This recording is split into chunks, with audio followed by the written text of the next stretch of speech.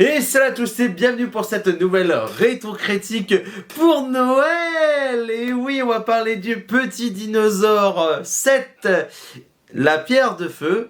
Et non, ce n'est pas un film de Noël, même si on sortira pour Noël. Et je reçois l'ami Capitaine Critique. Oh, oh, oh. Comment va, camarade? Eh ben ça va bien et toi? Et joyeux Noël. Écoute, joyeux Noël à toi aussi et merci de me permettre de continuer à parler de cette magnifique saga, de ce magnifique film. Ah, excuse-moi. Petite grippette à cause du vent glacial. Ouais, ou peut-être parce que t'as mangé trop de foie gras pour la veille de Noël. Voilà, c'est pour ça. Je me suis préparé pour les fêtes. Voilà.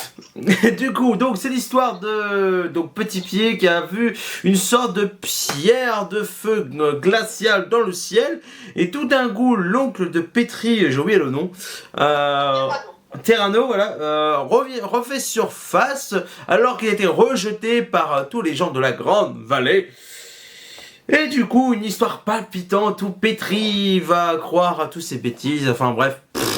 Bref, ouais, écoute, hein, on a fait le résumé. Écoute, moi j'en ai plus rien à faire. Allez, vas-y, dis-nous ce que tu as pensé de ce film. Non, honneur à l'invité, honneur à l'invité. Vas-y, je t'en prie. Écoute, j'ai trouvé ce film paradoxalement assez frustrant parce que, mine de rien, il a de bonnes idées sur le papier. Il a une volonté de faire de la continuité. Moi, c'est quelque chose qui manquait un petit peu à cette saga. Mais bon, le problème, c'est qu'il y a toujours les mêmes problèmes redondants des suites Petit Pied, les musiques pourries, le doublage français est encore plus mauvais que d'habitude. Mais j'ai l'impression que c'est de pire en pire. Ah, mais surtout certains nouveaux personnages. Je tiens à noter, on a de la 3D dans ce film. Oui, c'est vrai. Et ils en confirment cette 3D avec les nouvelles planètes et tout, et je sens qu'on va en avoir de plus en plus avec les prochains films, parce qu'on est en l'an 2000. Ce film a été fait en 2000. Oui, il est sorti en 2000 en vidéo. Voilà, pour replacer dans le contexte. 2 ans, il me semble, après Tarzan version Disney. Un an après. Et il me semble 1 an avant Atlantide et l'Empire perdu. Exactement. Pour le situer. Et en fait, ce qui est frustrant, c'est que voilà, ce film-là, en le revoyant, je me suis souvenu l'avoir vu plus jeune, et il y a certains passages qui peuvent être assez marquants pour une jeune personne. Mais le truc, c'est que on a des problèmes récurrents avec les graphismes mauvais, les chansons pourries, les interactions des personnages pas top. Et c'est ça qui est frustrant. Mais dis-moi, est-ce qu'il y a quand même des choses que tu as pu apprécier? Ce n'est pas le plus mauvais qu'on a évoqué jusqu'à maintenant, mais Non. c'est le plus osef. Bon, c'est déjà pas si mal que ça. C'est un film qui est mauvais, mais c'est pas le pire, mais c'est surtout que en fait, il a des personnages mais où on s'en fout mais totalement quoi. Et surtout, il y a certains nouveaux. En fait, c'est ça qui est frustrant, parce que les nouveaux personnages ont un potentiel. On a enfin un peu de nuance Oui, mais en fait, sauf qu'on s'en fout en fait. On s'en fout. Parce qu'on n'a pas réussi à les intégrer. On en est quand même au 7e film. Ça aurait été bien d'avoir les petites histoires avant, nous en parler avant. Mais il y a certaines choses que j'aurais à dire en zone spoilers pour le coup. Mais j'ai presque l'impression que certains personnages pourraient revenir dans les suites aussi. Il y en a 2 en particulier, surtout la fin de ces derniers, comment ils s'en vont. Pour rester vague, vous partez là-dessus, ok. Mais pareil, les chansons. Alors, je pense pas qu'on puisse dire que c'est les pires chansons qu'on ait jusque-là. Non, c'est sûr, comparé à de Pointu, ça change beaucoup de choses. C'est ça, moi, des copains à manger aussi, hein, je pense que celle-là. Oh oui. Mais t'inquiète, il y en a d'autres qui vont arriver, des chansons qui sont excellentes. Donc moi je voulais rajouter un point par rapport à la VF. Je sais pas si tu te souviens, dans le précédent épisode, j'ai dit que la voix de Sarah était la voix de Helga dans Hey Arnold. Et ben là, le grand-père de Petit Pied, c'est la voix du grand-père de Arnold dans la série Hey Arnold. Ça m'a fait complètement sortir du truc. Ah, c'est pour ça que l'avant me disait encore plus quelque chose que ça d'avant. Ok, non, mais je comprends mieux. Non, mais voilà, je dis, mais c'est pas possible. Et quoi et la grand-mère va avoir la voix de la grand-mère dans Arnold, et puis après, Petit Pied va la voix d'Arnold. Dans le prochain, ça va être ça. Ah non, mais. Et puis même, je m'en souviens, la semaine dernière, quand on a parlé du 6, on parlait des jumeaux. On disait, bah, on les verra peut-être pas dans le prochain épisode, mais ils sont passés où? Bah, j'ai envie de me dire qu'ils ont perdu la vie lors d'un des moments qui s'est passé hors champ. Voilà, tu vois, j'ai cet espoir-là et que justement, cet événement a tellement été traumatisant pour la Grande Vallée qu'ils se sont dit d'un commun accord qu'on n'en parlera plus jamais et on ne les reverra plus jamais. C'est pas probable. J'ai envie d'y croire, même si bon, vu le titre du prochain film, ça se peut y être là aussi, mais bon, on n'en est pas encore là. Est-ce que tu as quelque chose à rajouter sans la partie spoiler ou pas? Non, on va dire qu'on t'a un spoiler, puis t'en débarrasser. Je vais être honnête, pour ceux qui regardent cette vidéo, je n'avais pas envie spécialement de regarder ce film. Je le fais parce qu'on a dit qu'on irait jusqu'au bout. Mais c'est le film le plus chiant à aborder en fait, parce que je n'ai rien à dire, parce que je me suis emmerdé. Et puis même les personnages sont tellement osés, puis Serra qui est toujours insupportable, son père, genre putain mais j'ai envie de lui arracher une corne, désolé pour ceux qui protègent les animaux, mais lui en mettre un coup de corne. Mais non, c'est le film le plus osef quoi. Au moins dans le 6, c'était tellement mauvais qu'il y avait des choses à dire. Alors que là, je n'ai rien à dire quoi. Donc on va faire une petite zone spoiler alors. Juste avant la partie spoiler, là où je suis déçu, c'est que je m'attendais au nanar ultime avec celui-là, surtout avec le début et avec la voix française et la première chanson qui semblait minutieusement nanardesque.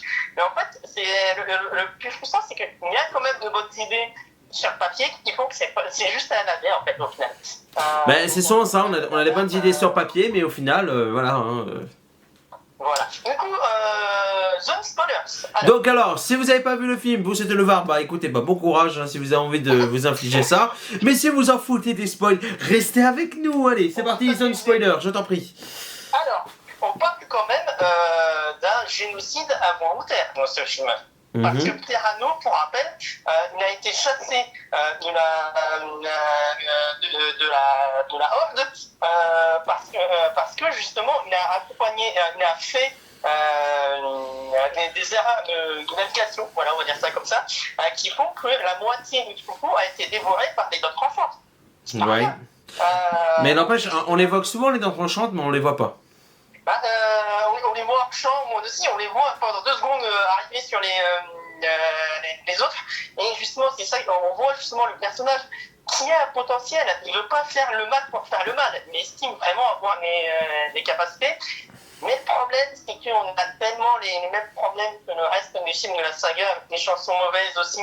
Et bon, l'animation qui n'aide pas aussi, et le fait que on n'ait jamais entendu parler des autres animaux qui sont morts à cause de lui, et c'est un peu dommage. Mais en fait, ça sort de nulle part. C'est ça, et sans parler de ces 2 acolytes qui sont eux par contre des caricatures.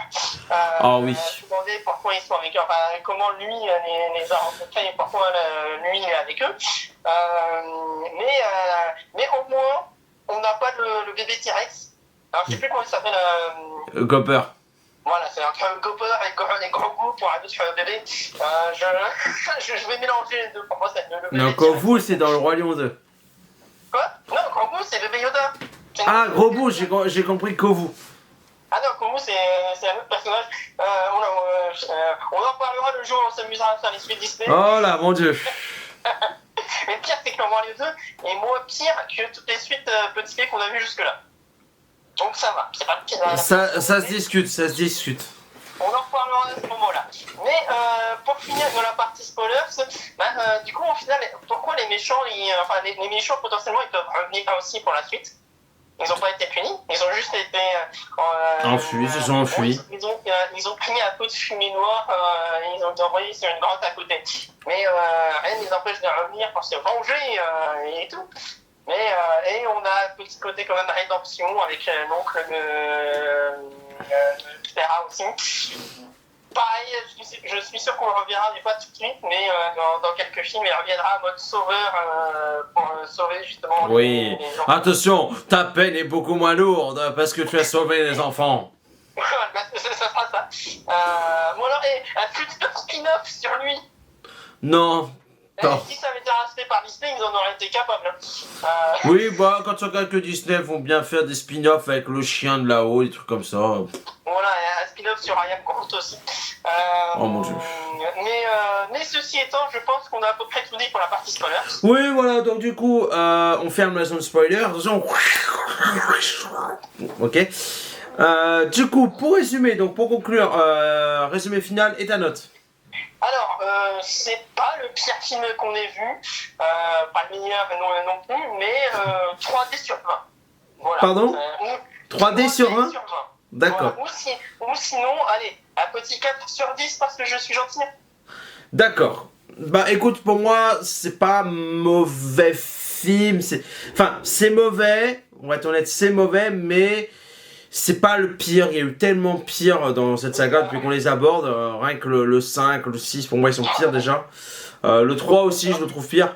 Mais c'est le plus osef et c'est le genre de film qui me frustre, comme tu disais, parce qu'il y a de l'idée, mais on n'en fait rien. Donc pour moi, voilà, je crois que c'est la première fois qu'on va être en accord sur la note. Un 4 sur 10.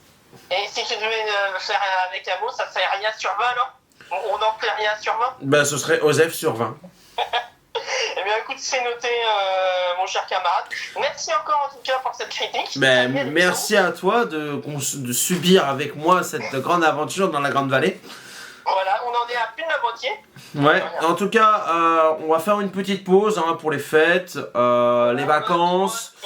Sachant qu'il y a des vidéos qu'on doit préparer, enfin de mon côté, je pense que c'est le cas aussi entre les tops et flops. On va revenir sur le petit dinosaure, je pense, vers après le 10 janvier, vers le 12 janvier, un truc comme ça. Mi-janvier, quelque chose comme ça. Histoire qu'on soit prêt et dispo pour s'attaquer à la Parce que, attends, ouais, donc ce sera vers le 15 à peu près, vers le 15 janvier à peu près, on reviendra sur la saga Petit Dinosaure. En tout cas, bah, merci d'avoir regardé cette vidéo.